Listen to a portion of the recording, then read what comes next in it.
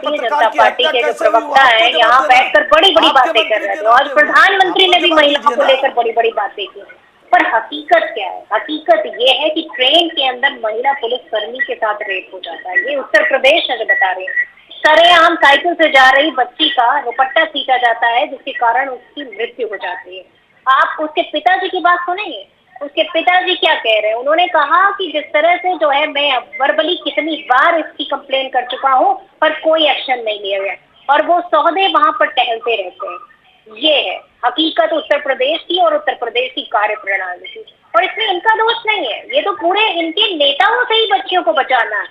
आप देखिए कि मणिपुर की जो घटना हुई वो शर्मसार करने वाली पूरी देश की घटना है, जिस पर ना इनकी कोई महिला नेत्री बोलती है, ना प्रधानमंत्री जी बोलते हैं, ना मुख्यमंत्री जी बोलते हैं। तो मुझे लगता है कि इनकी चुप्पी साफ साफ ये साबित करती है कि इस तरह से ये अपराधियों को बोलने में भी नहीं, अपराधियों की हमारी बातों को आप बात होती है, उन माताओं को आप माताएं नहीं मानती है। पश्चिम बंगाल में जिनकी आबरू लूट ली जाती है, बिहार में जो आपके गठबंधन के लोग आबरू लूट लेते हैं, आप राजस्थान तो नजदीक है, राजस्थान तो नजदीक है बहन जी, राजस्थान जाइए तो राजस्थान की बहनों पे आप नहीं बोलेंगी तो क्या राजस्थान में चैनल नहीं देखा जाता है? राजस्थान की बहनें क्या सोच रही होंगी? हमारी एक बहन चैनल पर बैठ के और हमारी आवाज नहीं बन रही है। आप राजस्थान की बहनों की भी तो आवाज बनिए। आप बताइए, आप राजस्थान की बहनों की आवाज क्यों नहीं बन रही है? एसएन सिंह जी इधर अरे भाई राजस्थान इधर उधर का हो गया। अब राजस्थान आपका नहीं है, राजस्थान में आपको नहीं जाना। दो शब्द राजस्थान के लिए, दो शब्द 36 टुकड़े के लिए, दो शब्द ब्रजभूषण आपके नेता है, आपकी पार्टी के नेता है, और उसके बाद उनके लिए आप सुप्रीम कोर्ट गई हैं, आप सुप्रीम कोर्ट गई हैं, कोई मैटर कोर्ट में चल रहा है। उत्तर प्रदेश में कोई नहीं कहता है कि राजस्थान मर्दों का प्रदेश है, आपके मंत्री कहते हैं मर्दों का प्रदेश है। मतलब कांग्रेस के नेता ऐसे मर्द हो गए जो बहनों का आबरू लूटेंगे। अरे बहन जी शर्म आनी चाहिए, कांग्रेस के लोग ऐसे मर्द हो गए कि बहनों का इज्जत लूट लेंगे, बहनों का आबरू लूट लेंगे। राजस्थान का मंत्री कहता है, कुलदीप सिंह सेंगर कौन है? भारतीय जनता पार्टी का नेता। राजस्थान का मंत्री कहता है कि हम मर्द हैं, ये मर्दों का प्रदेश है, यहाँ बहनों की कोई इज्जत नहीं है। जिनको आप कैसी कैसी बातें करती हैं ये, वो नगीने आपकी पार्टी के। और उसके बाद भी आप यहाँ बैठकर महिलाओं पर बातें करते, महिलाओं पर भाषणबाजी करते। कम से कम अपने गिरफ्तार में तो देखिए, राष्ट्रीय युवा का की जो महिला अध्यक्ष थी उन्होंने आरोप लगाया, नॉर्थ ईस्ट में कांग्रेस युवा की राष्ट्रीय अध्यक्ष ने आरोप लगाया दुष्कर्म का, लेकिन जू नहीं रहेगा। यही तो कहा जा रहा है। बहुत अच्छा डिबेट हो रहा है, तो आप चर्चा सब जगह की करेंगी ना बहन? सेलेक्ट कैसे करेंगी कि राजस्थान की बहनों को आप हटा देंगी? राजस्थान की बहन आपकी बहन नहीं है। मणिपुर की बहनों के साथ जो हुआ पूरा देश खड़ा हुआ है, लेकिन पश्चिम बंगाल की बहनों के साथ जो अन्याय हो रहा है, मैं बीच में आपको इंटरप्ट करना चाहूंगा, क्योंकि देखिए बात एक एक प्रदेश की नहीं हो रही है। इंद्रजीत सिंह जी एक सेकंड, प्रियंका जी ठीक है, बात किसी प्रदेश की नहीं हो रही है। अगर उत्तर प्रदेश की बेटी के ऊपर आंच आती है तो तकलीफ केरल की बेटी को भी होती है। अगर जम्मू कश्मीर की बेटी पर आंच आती है तो तकलीफ अहमदाबाद में बैठी एक बेटी को भी होती है, मुझे भी होती है, हर तरफ हर लोग को, 140 करोड़ भारतीय को होती है। तो बेटी की सुरक्षा को राजस्थान, मध्य प्रदेश, उत्तर प्रदेश के हिसाब से ना तोले प्लीज, मेरी ये रिक्वेस्ट है। इंद्रजीत सिंह से बातचीत करना चाहूंगा, काफी देर से इंतजार कर, उसके बाद सौरभ जी मैं आपके पास आ रहा हूं। इंद्रजीत जी, आखिर ऐसे संवेदनशील मुद्दों को लेकर बार बार राजनीति क्यों? मौका दीजिए, आपने सबसे लास्ट में मौका दिया है, और मैं रिक्वेस्ट करूंगा पैनल पे बैठे हुए सभी साथियों से कि बीच में इंटरप्ट ना करें, क्योंकि जिस लिए डिबेट हो रही है वो डिबेट का मजा फिर खराब हो जाता है। आप ये देखिए कि सिंह साहब ने जितनी देर से बोलना चालू करा है वो उनकी थूक भी सूख गई है, लेकिन उन्होंने एक दफ़ा भी ये नहीं कहा कि जो हुआ ये गलत हुआ और ये ऐसा नहीं होना चाहिए। मैं ये कहना चाह रहा हूँ कि ये बलडोजर चला देना या पैर में गोली मार देना, क्या ये सजा देने का सही तरीका है? आप कोई आदमी गलती करता है, आप उसको बेइज्जत इतना करिए कि परिवार शर्मदार हो जाए, उसको जूतों का हाथ डाल के पूरे शहर में घुमाइए, उस गली में घुमाइए, उस रोड पे घुमाइए जहां उसने हादसा करा है। जो नाजीर बने आने वाला बच्चा कोई इस तरीके की संविधान में हरकत ना लिखा करे, है, उसका परिवार का कौन से संविधान में लिखा है कि हम जूते पहना के घुमा सकते हैं? दूसरी बात यह कि आपने बुलडोजर से मकान तोड़ दिया, उस एक अपराध बच्चा करता है तो क्या सजा उसके पूरे परिवार को, उसके पूरे कुनबे को मिलनी चाहिए। मैं तो एक निवेदन करना चाहता हूं आपके चैनल के माध्यम से माननीय मुख्यमंत्री जी से। माननीय मुख्यमंत्री जी, आप गृह सचिव, गृह का भी जो कार्यभार आप संभाल रहे हैं, यूपी के अंदर अगर अपराध को आप रोकना चाहते हैं तो आप जो केंद्रीय मंत्री, केंद्र का छोड़ जो स्टेट का प्रभार होता है वो किसी मेरी महिला बहन को सौंपे, जो उनको पता लगे कि महिलाओं के साथ अपराध कैसे रोका जाएगा। लेकिन इंद्रजीत जी, पैर पे गोली मार देना, इंद्रजीत जी, अगर कोई अपराधी, कोई तरीका नहीं है। बकौल पुलिस, इंद्रजीत जी, बकौल पुलिस अगर कोई अपराधी, जो पुलिस ने बयान दिया इस मामले में, कोई राइफल छीन के भागे तो फिर उसको कैसे उसको टैकल करे? क्या उसके बाद फूल लेके जाए कि भाई आप राइफल मत चलाना, ये लीजिए मेरी तरफ से गुलाब का फूल? देखिए, मैं ये नहीं कहना चाह रहा हूं, मैं ये कह रहा हूं कि एनकाउंटर आप करते रहिए जब तक आप किसी दहशत, मैं आपको बताऊं, कहावत है, मारना और उलारना ज्यादा काम करता, मारना ज्यादा काम नहीं करता। जब तक दहशत नहीं होगी, दहशत, इनकाउंटर आप जानते हैं क्या होता है? इनकाउंटर जानते हैं क्या होता है? सभी इनकाउंटर की मजिस्ट्रियल जांच होती है। भर्ती में खौफ होता है। आप कैसी छोटी छोटी बात कर रहे हैं, संविधान के विरोधी बात कर रहे हैं। अरे एक मिनट चुप रहिए आप, जूतों का माला पहनाइए, बीच में बोलते हैं, बात नहीं सुनने देते। अरे आप 2 मिनट सुनिए अपनी बात। आप जो बोल रहे थे बाकी लोग सुन रहे थे ना, जब मैं बोल रहा हूँ आप सुनने की हिम्मत नहीं है आपके अंदर। पारदर्शिता से आप बात, आपकी हिम्मत नहीं है बात सुनने की।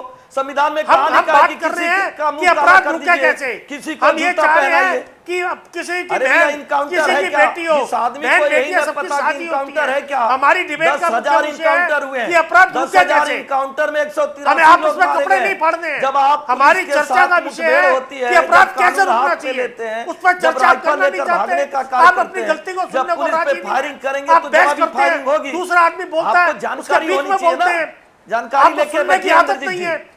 नहीं, लेकिन इंद्रजीत जी आप बताइए ना कि फिर महिला अपराध कैसे रुकेगा? झूठी बात नहीं ना, आपने नहीं, सुझाव महिला अपराध के लिए पक्ष विपक्ष सबने एक साथ आना होगा ना। आप आज एनकाउंटर पर क्वेश्चन कर रहे हैं, कल फिर कोई और क्वेश्चन करेगा। हालांकि बीजेपी की सरकार ये लगातार कहती है कि सबका मजिस्ट्रियल जांच होती है और सब पर बाकायदा इंक्वायरी कमीशन बैठती है। जी बोलिए। मैं बताता हूं आपको, देखिए मैं प्रैक्टिकल बात कर रहा हूं आपसे।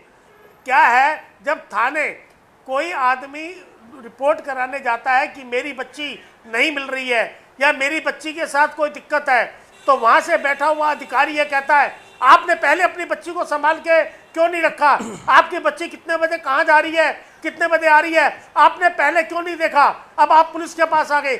इस तरीके के हादसे मेरे सामने बैठे हुए हैं जब अधिकारी ने परिवार को हड़का के डांट के भेजा है। मेरा कहने का सिर्फ इतना मतलब है, हमारा डिबेट का और आपके डिबेट का विषय यह है कि हम बैठ के मंथन करें किस तरीके से माताओं बहनों के ऊपर, किसी तरीके हमारी बेटियों के ऊपर। सर, आप मंथन की बात कर रहे हैं, यहाँ पर राज्य के सीएम ने कह दिया है कि अपराधियों को किसी कीमत पर छोड़ा नहीं जाएगा।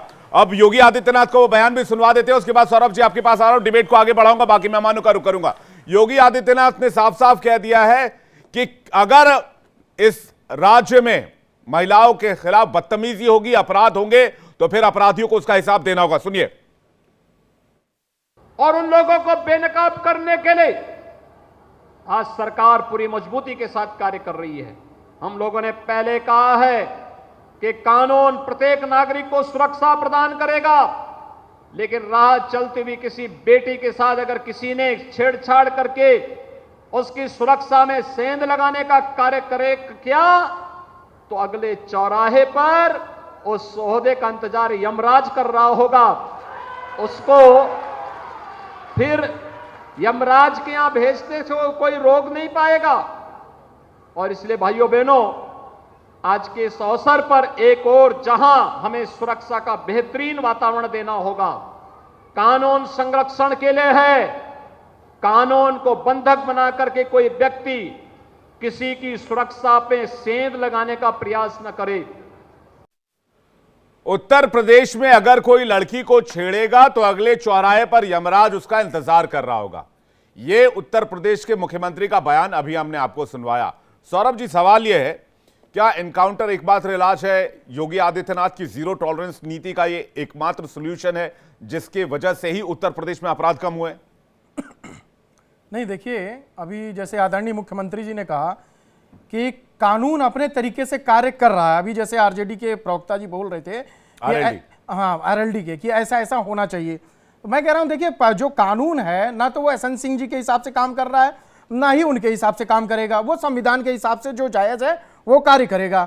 आदरणीय मुख्यमंत्री जी का कहना है, कोई भी अपराध करने वाला व्यक्ति अगर अपराध करके निकलता है तो उसका यमराज इंतजार। यमराज मतलब उसको कठोर सजा मिलेगी, और इतनी कठोर सजा मिलेगी कि उसका सारा जीवन जेल के अंदर सड़ जाएगा। और जब जीवन आपका जेल के अंदर सड़ता है तो आपका जीवन एक तरह से खत्म ही हो जाता है। उनके कहने का तात्पर्य था। लेकिन आप ये देखिए, अभी जो माननीय ये अभी जो बात आरएलडी के नेता कह रहे हैं, इंद्रजीत जी कह रहे हैं कि अपराधी करता है लेकिन उसके घर पर बुलडोजर चला दिया जाता है, तो क्या डर है कि इस मामले में भी, इस केस में भी ये स्ट्रिक्ट एक्शन देखने को मिलेगा और इन अपराधियों के घर पर बुलडोजर चलेगा जिन्होंने छेड़खानी को अंजाम दिया? और जिनके मैं 1 सेकंड 40 सेकंड इसी पर बोल रहा हूं, 40 सेकंड में बता रहा हूं। देखिए, अभी जैसे समाजवादी पार्टी के प्रवक्ता ने स्पष्ट रूप से चैनल पर आपको एक धमकी भरे चल रहा है, में कहा कि ये हम बॉयकॉट कर देंगे सब चैनलों का। आप भी उसी तरह से बात कर रहे हैं। यही अहंकार 2017 के पहले जो उत्तर प्रदेश के अंदर पल रहा था, जिसको लेकर के अपराधी पल रहे थे, उसी अपराध को बढ़ावा मिला। प्रियंका जी कुछ कह रहे हैं, प्रियंका गुप्ता जी कुछ कह रहे हैं। प्रियंका जी, नहीं, मैं जवाब दे देता हूं। फखरुल जी आ रहा हूं, एक सेकंड। हाँ, एक सेकंड, पहले प्रियंका जी को बोलने दीजिए, उसके बाद आ रहा हूं। 10 मिनट में प्रियंका जी, बस 10 मिनट में आपको 10 सेकंड में अपने जवाब दे देते हैं। नहीं, मेरी बात सुन ले। हाथरस की जब घटना हुई तो यही मुख्यमंत्री थे, कोई और मुख्यमंत्री नहीं था उत्तर प्रदेश में। और मैं पूछना चाहती हूँ, उसमें क्या नजरिया था? उसमें क्यों नहीं उन्होंने ऐसा कहा? प्रियंका जी, देखिए, आप तो वहाँ सरकार में उत्तर प्रदेश में बहुत समय। प्रियंका जी ये सवाल पूछ रही हैं कि ये बुलडोजर कब चलेगा इनके घर पे? आपसे पूछ के तो नहीं चलेगा। आप क्या उनको समर्थन करती हैं क्या अपराधियों को वहाँ की बुलडोजर नहीं चलना चाहिए समर्थन कर रही हैं? बड़े बड़े अपराधी जिन्होंने अतीक अहमद का भय था, मुख्तार अंसारी का भय था, जिन्होंने वातावरण बना रखा था भय और माहौल का, अगर उनको योगी जी खत्म कर रहे हैं तो आपको क्या दिक्कत है? संविधान के अंदर ही तहत कर रहे हैं ना। हाई कोर्ट है कि नहीं उत्तर प्रदेश में? देश है कि नहीं? सुप्रीम कोर्ट है कि नहीं देश में? ठीक है, मैं ये सवाल लेकर एसएन सिंह जी के पास जा रहा हूँ, एक एक करके। एसएन सिंह जी, सवाल ये है, प्रियंका जी एक सेकंड, प्रियंका जी एक सेकंड, आप यहाँ बैठ के मुख्यमंत्री के सवाल आप पूछ रहे हैं, सवाल का जवाब आपको योगी जी दे रहे हैं, उसमें कानूनी कार्रवाई की गई है। आप एसएन सिंह जी, सवाल अब ये है अपराधियों का हाल कि इन अपराधियों के घर पर बुलडोजर कब चलेगा? आपको बढ़ा रखा आपने। देखिए, बड़े अच्छा सवाल है विवेक जी आपका। मैं कह रहा हूँ, हमसे सवाल वो कांग्रेस पूछ रही है जो कसाब को भटका हुआ बताती है, जो कश्मीर में हत्या एक सेकंड आपके पास वापस आ रहा हूँ, वेट कीजिएगा थोड़ा। हत्या करा के, जो सिखों की हत्या करा के एक विधवा कॉलोनी बनाने का कार्य करती है। मैं जिम्मेदारी से आपके चैनल पर बता रहा हूं कि कोई भी किसी पे भी बुलडोजर गैर संवैधानिक नहीं चलेगा। अगर आप किसी गरीब की मकान पर जबरदस्ती कब्जा किए हैं, अतीक अहमद ने स्वयं कहा कि हमारे घर पे बुलडोजर चलवाने के 2 कारण थे, एक तो समाजवादी पार्टी के अखिलेश यादव जी और एक कांग्रेस। अगर कांग्रेस